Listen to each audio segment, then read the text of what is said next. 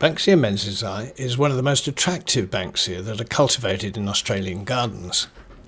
It can take the form of a small evergreen tree or a more spreading format shrub. The foliage is greyish-green and serrated, but it's the spectacular inflorescences or Banksia cones that are the main attraction. Combining a pinkish burgundy with silvery tips, they make an outstandingly elegant display from late summer through to winter.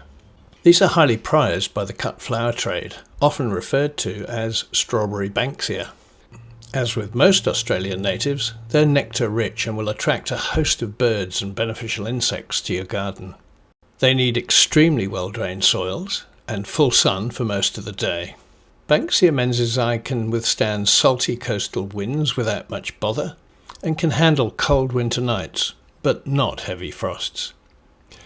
Growing natives is good for the environment and very easy on the eye too.